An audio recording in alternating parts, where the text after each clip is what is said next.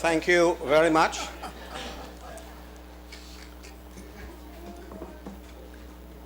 For giving me the opportunity to speak to the 2019 budget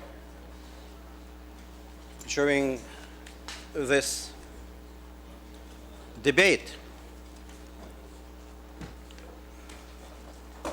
Mr. Speaker, on the 18th of October 2018, when His Excellency President David Granger addressed this August Assembly, he said the following, and I quote, "I restate my government's vision for Guyana's development and the means through which we shall achieve our objective. The state's principal objective is to secure the good life for all. The good life entails providing every citizen with opportunities to be the best that they can be. The good life is about securing sustained economic prosperity, ensuring citizens access to quality public services, and promoting social cohesion. The good life," His Excellency continued, "involves eliminating extreme poverty and removing social, ethnic, and geographic inequalities. The ultimate indicators of the good life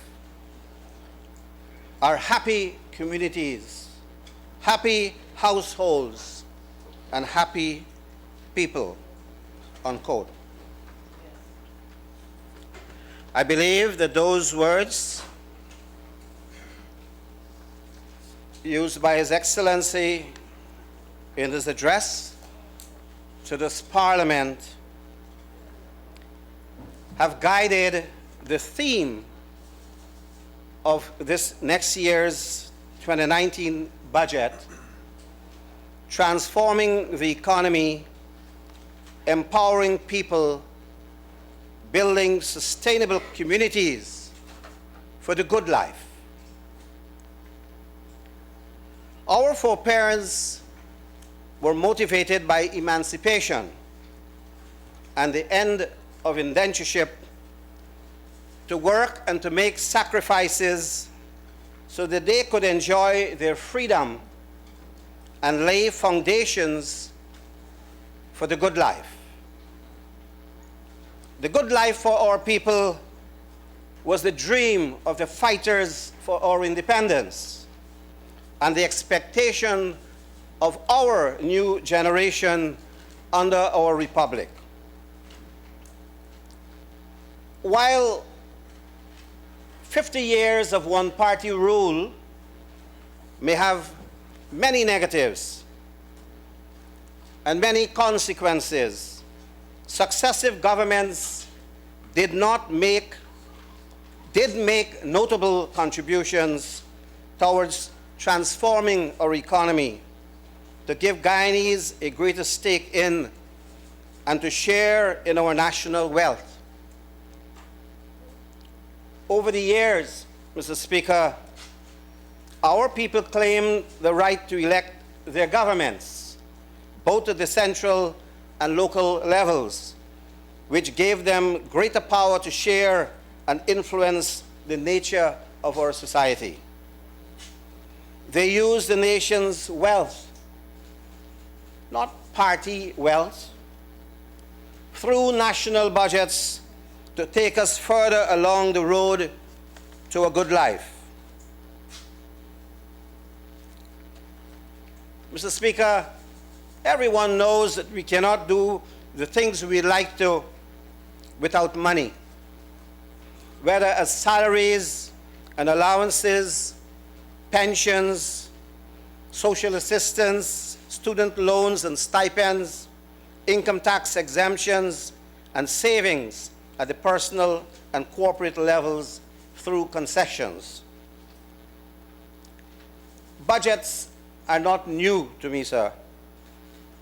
As a journalist, I covered some 20 budgets before I entered this parliament.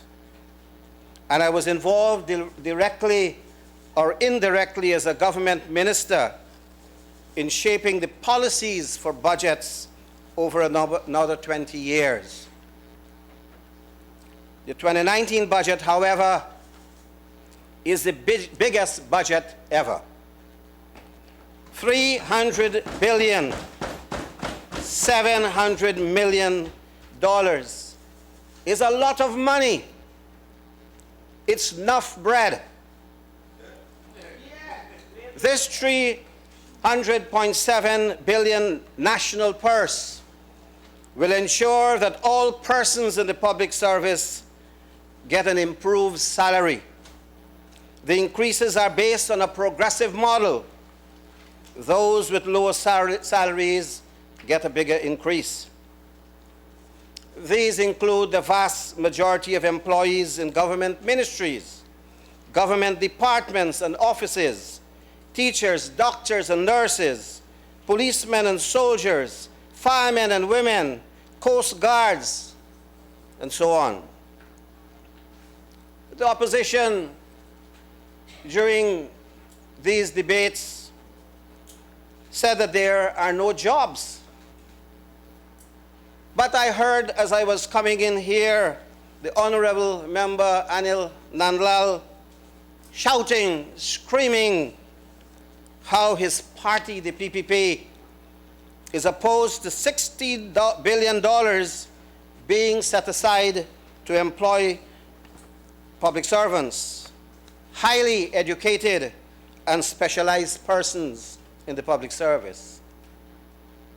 And I wonder that those empty green benches that had become so eloquent in their noise could be demanding jobs and at the same time oppose allocations to create those jobs and make a mockery of the allocations. It appears clearly that it is an attribute on that side to approbate and to reprobate, to condemn the very things that they seem to advocate. The budget gives back in tax exemption some $3.5 billion that would benefit persons with disabilities, remigrants, tourism promoters, drivers, and these measures have been set out fully in the budget. And I just heard how horrible this $3.5 billion give back to our people. The solicitous views being expressed, these poor people are getting $3.5 billion and seem to be such a bad thing that one doesn't remember when we speak to the issue of remigrants, that there are many students who would study in places like Cuba who would wish that they bought a vehicle, but not available. They may qualify as medical doctors, as engineers and agronomists, and they could have money in their pocket, but they couldn't buy a vehicle in Cuba. And those students, those qualified Guyanese returning to their motherland are now given an opportunity to have a vehicle bought in Guyana and pay no taxes if the vehicle is $5 million and less.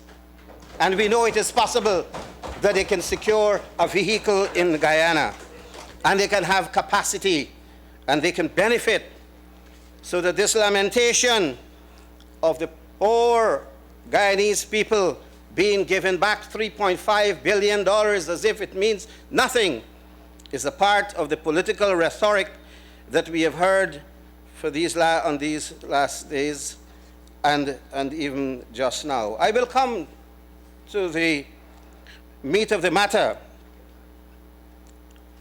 the last presentation in a while.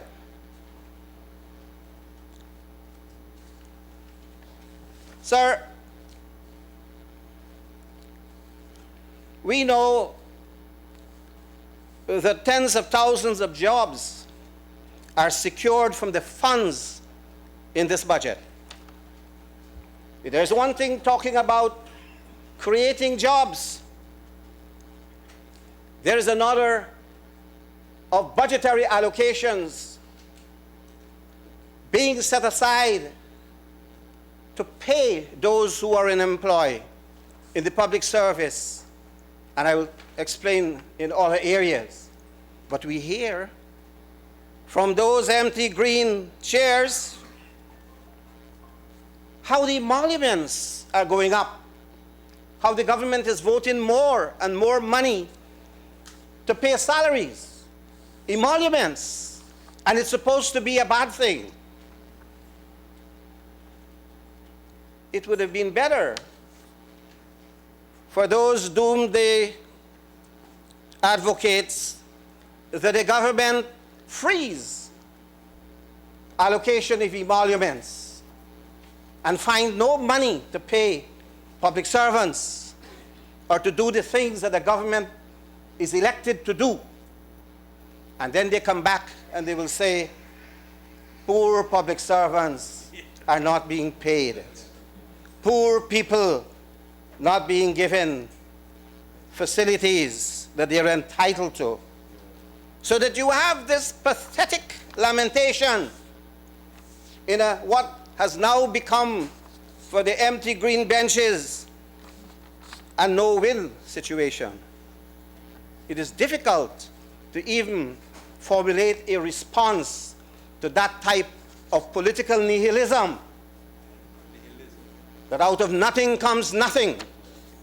And this is what summarizes the contribution I have heard from this side. But the opposition said he is opposed to the budget having allocations for public servants. But the allocations we see in a $300.7 billion budget ensures pay and continued jobs for all workers, both inside and outside of government. Jobs are saved and created also by private companies that get contracts from government, be they clerical staff, engineers, laborers, technicians, security guards, so that you're not dealing only with people in government employ. It stretches outside. And that is how the spread takes place with a budget as large as this one. Monies from the $300.7 billion budget ensure that the programs in the health, education, housing, water, and security sectors are adequately funded. Jobs must be maintained. In this $300.7 billion budget for next year, agriculture will get a big boost to push our nation's food security and to secure the livelihoods of our farmers, cattle and poultry rearers, fishermen, and others. Better drainage and irrigation facilities would be provided. Sea defenses and internal canals will be maintained. And I speak directly through this House, Your Honor, and through you, Mr. Speaker, to the Guyanese people, that they should understand the difference between a serious government taking care of the interests and welfare of people and political bluster and vacuous charges and allegations to which I shall return and I shall respond.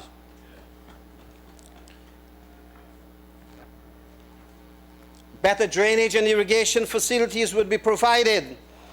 As I said, financial assistance, calls, subventions will be given to the town councils and the neighborhood councils, irrespective which party controls these town and neighborhood councils, because they need to be assisted to improve streets and dams in the villages, in the towns, clear canals and trenches, provide better garbage disposal and solid waste facilities, maintain or build new markets, and provide cleaner burial grounds. Our people, our Guyanese people, demand, quite justly so, the delivery of these services. And this budget, like the previous budgets, and like all other budgets ought to do, should find ways and means of helping our communities so that they become cleaner, healthier, and that they become models of what we can do in Guyana for our people, particularly those in the villages and at other grassroots level. This budget, as our ministers have said, ensures that infrastructure works continue in all sectors to benefit every strata of society and in every geographic region. It is from the national budget that monies are found to maintain the several constitutional agencies, such as Parliament and the judiciary. And I just heard, we're told that the Parliament is eating up too much food, whose financial independence have been guaranteed by this APNU AFC government. The PPP was opposed. The PPP was opposed to creating these constitutional agencies and had defended a practice of political interference by making the legislature and the judiciary, the DPP, and even the Elections Commission subservient to a minister's discretion. And we heard the hollow talk just now, empty talk about the discretion of ministers. But in the past,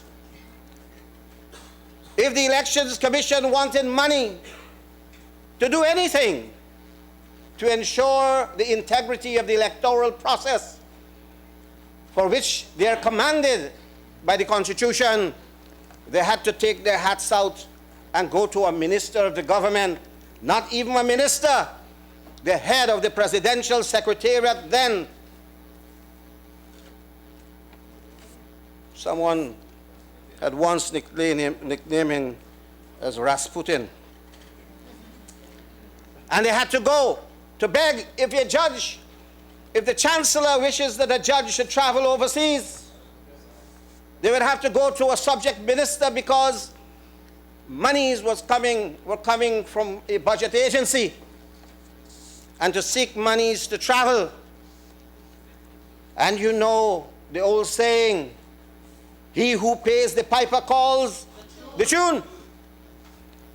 So justice could be compromised if you have this type of political diktat and control over the constitutional bodies that under the Constitution ought to be autonomous and independent. We broke that shackle that was imposed on our constitutional bodies. And it was this government, this progressive government, that guaranteed their financial autonomy.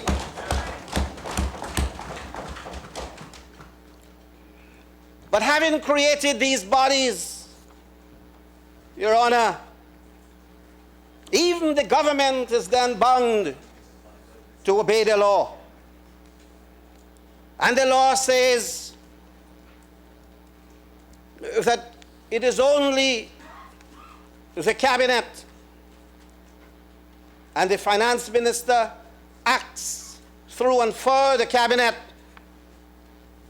can come to the parliament to make a request for the disbursement of monies from the consolidated fund. So that it does not mean that having given the autonomy to commission constitutional agencies, that they could make a request for any sums of money and decide it by themselves. And you have an irresponsible, callous, reckless opposition that decides that it wants to be the government from those empty greed benches and says, no, the law says we shall decide how much the constitutional agencies have. And we put down a heavy foot on that arbitrariness, that arrogance, where the opposition masquerades as government or pretends in a very obsessive, unexplained, cannot be explained by rational mind, that they were here, when in fact they're over there. And so, you heard today the honorable member, Anil Nandalal, crying out how we chopped the vote for the constitutional agency. He used the word chop. You know, at times he used to use a very delicate instrument called scissors. The law says you could cut, but you can't add. And what we did when we were over there was within the law. We were not outlaws. We were not. And so when we hear this word chop, we know that it was done opportunistically with a view to curry favor with the constitutional agencies. So I will come back to the text of my speech, and I have decided, sir, because of my experience earlier this year, I've been advised by those who love me, which of course are many, almost all Guyanese, that I should take it easy. One person said, take it ipsapse. It means the same thing. Take it easy. But I just want to digress to what I heard a few minutes ago. I heard the leader of the opposition in what must be an act of sustained desperation, in which you could see not only the perspiration, but the fear and the uncertainty, the opportunistic obsession to want to charge the government with issuing threats to members of the parliament. It is only a diabolical mind would conjure up allegations of that type against honorable members of this House, and to impute that because there was a motion of no confidence tabled in this House, that attempts would be made to deal with members of the government side who would dare to support such an unpopular motion. And of course, there are in this House parliamentary privileges while you're on your feet. You're almost subject to certain limitations, uncensored. And so, in anticipation of the failure of the no confidence motion to stand, you had this arrogant and vicious allegation being made. And of course, not satisfied in that brazen attempt to create division on this side, the leader of the opposition proceeded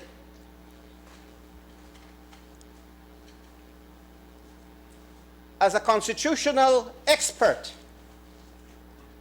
a newborn constitutional expert, that he would advise, of course, the Honorable Prime Minister, who they say has no portfolio, who is useless, does nothing in the House. He is suddenly obsessed with the presence of the Prime Minister in the House. They're lightweight, featherweight, knows that when you're dealing with a heavyweight, you have to come strong. So he has no argument with which he could convince anyone of this politically pathetic position, so he decided to invoke the Constitution. But he was grazing. Yes. Not even grazing. Grazing presupposes there must be some grass. Barren. He's in a barren field. Yes. According to the Constitution, Your Honor, Article 100 and 101, the Prime Minister, and I'm not speaking here in my defense, I'm speaking here as a member of this August Assembly, having been here for more than 2 decades. And I think, as a lawyer, I could very well better advise the leader of the opposition that he has strayed into unexplored territory, uncharted waters, as my friend has said, because the Prime Minister is a leader of government business in this House. You cannot, if the President leaves the country or is inside the country, under his hands authorize the Prime Minister to carry out certain functions. We don't know what those functions are. Could be any functions. And the President doesn't have to leave the jurisdiction either to do that. Doesn't have to. And direct the Prime Minister to do certain functions, then the Prime Minister remains Prime Minister. And the Prime Minister remains the leader of the House for government business. And the Prime Minister remains the first Vice President and the principal advisor to the Prime President.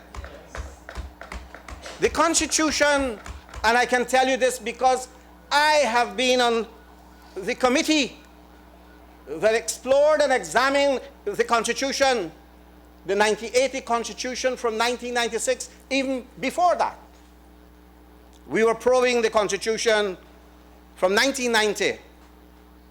And I was honored to share the company of persons like Professor Harold Lutchman in the initial exploration of the constitutional provisions. And I can tell you for sure that Article 178(4) does not apply to the Prime Minister. Does not. It says that if the Prime Minister is not appointed to perform these functions, any minister could be appointed. So the provision applies to any minister appointed to perform the duties or functions of the President should resign from the House. And in any case, there has been a convention that has not been touched, has not been contaminated, except by the attempt, the feeble one today, the Prime Minister performing any functions, one or more, has never been invited to vacate his membership of the National Assembly. The Constitution provides that the President is elected. And once elected, he always remains the President until he is unelected. And the Prime Minister is an elected member of the National Assembly. And you cannot ipso facto unelect myself. In fact, I cannot act on bad advice to unelect myself. So that I want to put that in context for the Guyanese people to know that the deviousness is what we see playing out. That you are trying to first divide members of this government and set us up against each other. And then when you believe as a throwback, as a fallback, you're now asking for the removal from the House of the Prime Minister, because the intention is to be able first to defeat the budget, the $300.7 billion budget, to lock down the government, to create a constitutional crisis, and to breed disaffection and rebellion among the people of this country. It is diabolical, and it has to be met squarely. It has to be answered. It has to be defeated. We are not moving.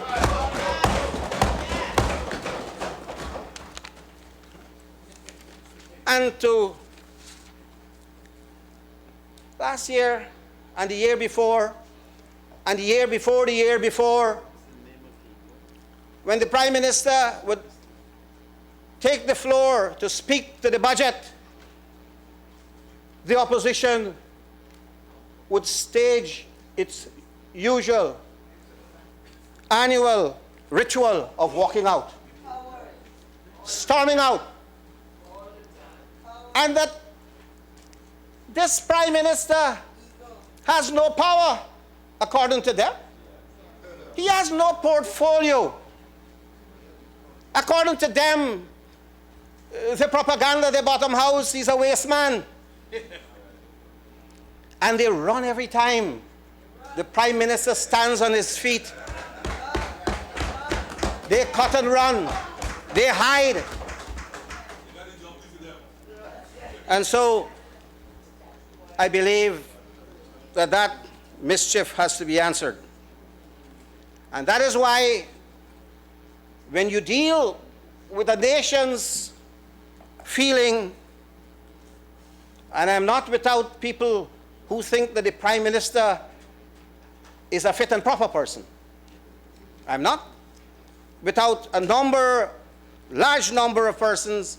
It offends the conscience of people that you could show this crass disrespect for another human being and feel that you can run through the person. So that I interpret some of the remarks that are being made here, directed as a Prime Minister, as a direct threat to the safety and the limbs, perhaps life of the Prime Minister. I interpret what is being said, the obsession to have me removed from this House, to achieve an objective, a nefarious objective of removing a government. And I want to give, through you, Your Honor, notice to this National Assembly and to the people of this country. And I'm serious today. I'm very serious. Today, we saw the attempt again to stir up hostility, knowing that the sugar workers have been near and dear to the heart of this government.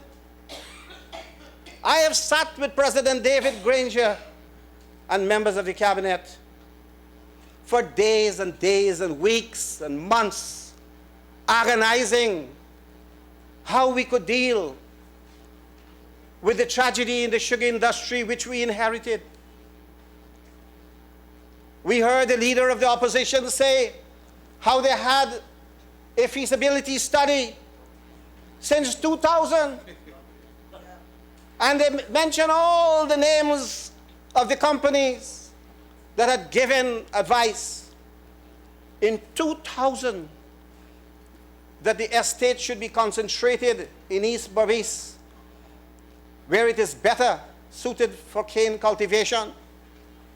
And they did not act on the advice. For 15 years. They did not act on the advice of their own feasibility study, if it was a feasibility study, and I doubt whether it was a feasibility study. It was just gaff. It was just froth. Coming back to that. FEES. But they allowed the sugar industry to go down. They allowed the sugar industry to be bankrupted. When we got into the government, we looked into the books. Gaisuco owed $85 billion. $85 billion. It had become unsustainable to operate the sugar industry without bringing the entire economy down. And they knew, the former government knew that unless it gave bailouts to the sugar industry, and they gave up to about $17 billion, they would not have been able to keep those workers as the milking cow, as the voting machine, as the ethnic voting machine. That's right. To re-elect them into government. So they resorted to social bribe at the expense of the Guyanese nation. That's right. They played with the lives of the sugar workers as well as every other worker in this country. Mr. Speaker, when I came here 2 years ago, I made a statement here about Wales. No one wants factory closures. I came from the sugar belt. I have sugar in my blood. Tomorrow the green chair will have a headline, Nagamootoo is diabetic. But that doesn't bother me. We have so many people who are diabetic, and we need to be concerned about their health and encourage them to take care of their health. We spoke here to the plight of the workers, and we were going to give an alternative for all those workers who want to go to IFLOC. They could have re-employment. Some chose not to go to IFLOC, so there was alternative job.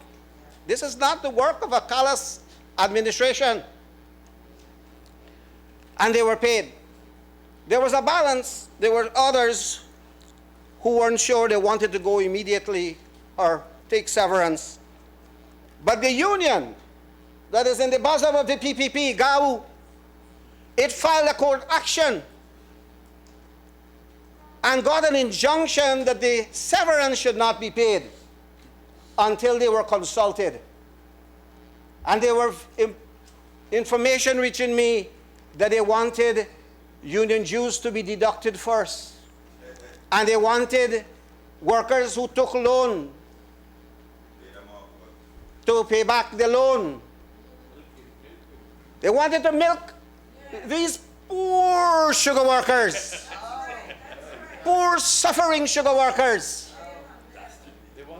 And they did not. The workers came to me at the office of the Prime Minister to complain that I should prevail upon the union to withdraw the case so that they could pay. And so we kept to our side, that as soon as the court would decide on the issue, we were prepared, the government, Gaisuko, was prepared to pay. And of course, Gaisuko was broke, so it was the government that had to dip into taxpayers' money to find the severance, as we found before, $37 billion. $37 billion in over 3 years to bail out the the industry, to pay sugar workers' salary, even while we were unable to produce sugar, to sell competitively overseas. We were producing sugar at 50 and 55 cents a pound, and the markets we had was 16 cents a pound. So we were carrying this industry. But our interest was to save it, save 10,000 workers. And it needs to be explained to Guyanese sugar workers that this is a government that has thought over the matter, brought a green paper to this National Assembly, having first established a commission of inquiry to look into the problems in the sugar industry. And then we took the decision that we were going to modernize, transform the sugar industry, and to put finances and capital in those 3 estates, factories that could survive. But sir, the severance has been paid. 5 billion plus 85 million in interest. And I don't have the exact figure for Wales, but I think it was a substantial sum, and interest would be paid as well. So this should bring us to the close of that chapter, so that the members of the opposition would not exploit it for divisive purposes, and to be able to tell the sugar workers that we are heartless. But when I heard the leader of the opposition speak today, and I'm sorry I'm mentioning the leader of the opposition, the LOO, so often, I know, and it is not hard for anyone to see through, that there was an attempt to turn this Parliament, this National Assembly, into a court of law, to try to advocate and to resolve issues that are before the court. And I'm not going into the substance of that. I have the file here. I have the newspaper clippings of all those who have been charged with malfeasance, various types of frauds and skullduggery and theft. They are in the papers, accessible to all. And as a lawyer, and Your Honor, as a lawyer, we are advised against admitting exculpatory statement. Everything that was said here was intended to be used outside of the court in order to influence the court, because you have parliamentary privilege. What is said here will be reported. And if you say that the man and whoever else, men too, are victims of trump-up charges and victims of vendetta, you're making an exculpatory statement that they are innocent, and therefore the court should take cognizance of that. It is elementary, rudimentary in law, in legal practice, that such statements are highly prejudicial and they serve only the self. They're motivated by self-interest. I don't know if the honorable leader of opposition is conjuring up, as he has conjured fears of threat in this Parliament, of a situation where he probably may be a guest of the courts. And he's trying to set the tone that it's all contrived. I'm innocent as charged. That's what I read into all of that. And then we saw, in answer to some interstatements made in this honorable House by Minister of Public Infrastructure David Patterson, that many projects had been undertaken in the value of $600 million US dollars. My apologies. Subject to correction, sir. Thank you. Without feasibility studies. We have here an itinerant expert on feasibility waving some paper like straw in the air, saying, feasibility study, I have it here. We haven't seen, we are in the cabinet. Feasibility studies are serious things. They would be tendered, submitted to cabinet. Then you wave another piece of paper quoting someone saying, I have seen it. Trying to be like Moses, I have seen the promised land but have not entered it. I have seen it. In the court of law, sir, that is hearsay. You want to say that you have a feasibility study and someone referred to it in a correspondence, but you have not submitted to the cabinet, submitted to the National Assembly, make it an official document, so that here again we have an attempt to pull wool over the eyes of this National Assembly and the Guyanese people that there had been a Myla Falls hydro project feasibility, that they had the Berbice Bridge, there was another feasibility, the one they said someone had seen. And of course, they talk about the Skelton factory feasibility. They probably have other feasibility for the fiber optic, $2 billion that went down the drain for trying to run fiber cable from Brazil, and somewhere along the line, the cable disappeared. Cable disappeared. And having not been able to answer the Honorable Minister, David Patterson, it is regrettable that a former president, now condemned in the green chair as leader of the opposition, resorted to ad hominem and started to personally attack the minister, trying to wage on the privileges a vendetta against the minister.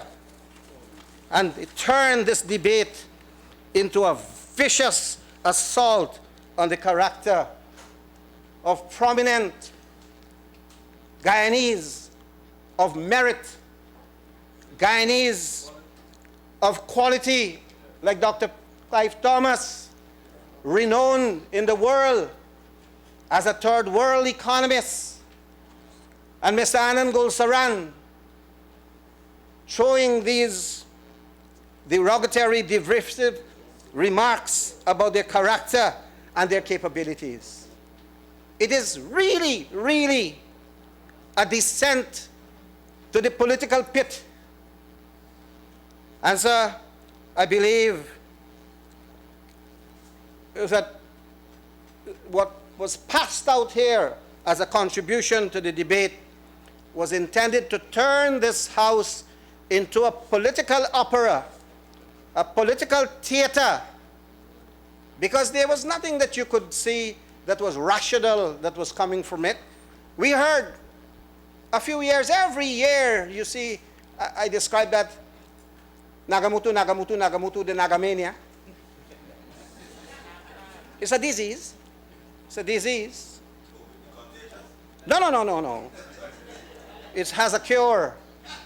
If you're close to me, I have the antidote: love and affection and kindness and compassion. You come here and you talk about Nagamooto's SUV. You remember that? When I was sworn in, I had a vehicle there, Prime Minister vehicle, and I'm not personalizing this, We are driving along Vicentia Road and it broke down in the middle of the road. Prime Minister had to jump out. I run into the security vehicle. So a vehicle was bought, an SUV, and there was the headline. Mr. Nanal came into this parliament here, the honorable member, and said the Prime Minister has a $100 million SUV, custom built, bulletproof, has a freezer, has a bar. Yeah, the good life. The good life. And then they repeated the SUV story because Goebbels had the line that a lie often repeated becomes a truth. And that is it, to repeat this thing. And Nagamootoo is there like 12 Nights. Olivia Shakespeare said that she stood there like a monument of grief, a monument of patience, smiling at grief. Your Honor knows that. And there I was, like a monument of patience, smiling at the grief of someone every day dragging my name into the mud and placing me in a $100 million SUV. But sir, I mentioned that, and of course the money turned out to be $13 million for 2 vehicles and 2 motorcycles. Never $100 million, not $20 million, $13 million. Because we heard here about how much money was being spent on repairing vehicles in the government service. Well, if you oppose government service having new vehicles, then you have to make do with the broken down ones, and you have to pay to repair them. And so you want to know whether these allegations made in the House were in fact serious, and brushed off what Minister of Communities explained to repeated allegations of dietary, spending money to purchase juices for children, providing hot meals and breakfast. You brush that off as if it is not an explanation at all, because you want to send over a message that this government was wasting money on feeding public servants. And of course, we know how the food is going, how it's going, are gone, right here. So, Mr. Speaker, I saw references that were made about, sir, I don't know if I am impinging on your time for dinner, having talked about dietary. Honourable Prime Minister, you are quite within the time. Thank you. I just raised that to give me an opportunity to have a bit of dietary myself. Well deserved. You deserve it, you deserve it.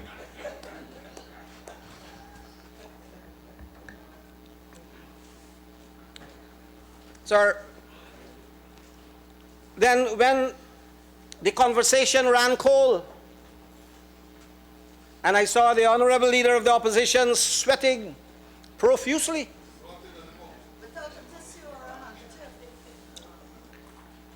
that he was running out of steam, he was running out of charcoal to burn the fire he wanted to lit in this house of mischief.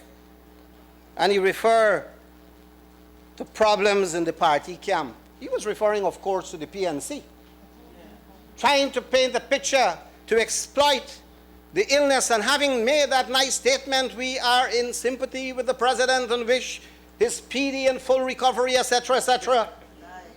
And then came back and said, yeah, we know you all have some problems in the party.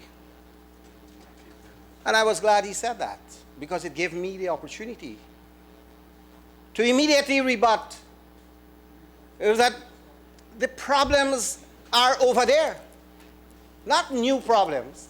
It started when the same accuser engineered the rigging and the manipulation of internal party elections out of fear of this minuscule, insignificant, worthless Nagamootoo. And he come back every day here, and you can hear him, sir, the tape would catch him, I'm sure, saying, Naga, you got to come back.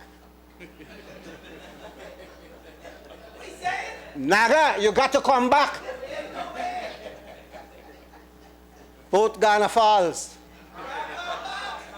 And that is a reflection, because the season is returning for the selection of the party presidential candidate. And the Turks are out there with their knives behind their back. And so he is using, and this is, of course, when you throw allegations over this side, it shall be responded appropriately. The honorable member himself is adopting what a Trinidadian friend told me as a car garage tactic. So I asked, what is this car garage tactic? Said, when you're at home, put your car in your garage. People at the road see, thief man, that the man is at home, owner's home. Put it in the garage. Even when you're not at home and your car is broken down, leave it in the garage. Said the sweet man pass, said, man, they're home. Trinidad didn't give me a joke. And so we see up to this day, when the Caribbean Court of Appeal would have made a ruling that there is no third term. No coming back. There's no way you could contest the internal party elections, but what you did, you keep the car in the garage. Occupy it. Nobody else can get into the garage. And so that was explained to me, that it is a game being played out to be able to occupy the space for the appropriate time when the elements would all be in place, so the manipulation takes place. And there will be little cry of foul. So, sir, I heard also when the voodoo economics fail to analyze the budget, and how is it that $300.7 billion budget could be reduced into naught, into nothing. The three card trick. The more you watch, the less you see. The less you watch is better for me. You know that game. Guyanese know that game. And so we had this three-card trick today. And suddenly, we were told this government was elected for 5 years. 5 years, not a day less. 5 years that we have entered into the 5th year of our term. That was a voodoo calendar. From voodoo economics to voodoo calendar. It depends which side of the coin you're looking. If you're looking at the negative side or you're looking at the positive side. But of course, the honorable leader of the opposition has never been convinced that there is a positive side. He's a loser. He's a loser. Yes, we know that. Yes. And so he's, look, whether the glass is half empty or half full, he should have been looking at the APNU, AFC coalition government having 1.5 years more before elections are due. But he tried to reduce by this three-card trick to say you're in your final year. Game's up. Because he's playing to the gallery of people out there. Sir, I want to come back to something which I should have touched on before. And I want to do it early. I'll come back to some other matters. We were told by almost every speaker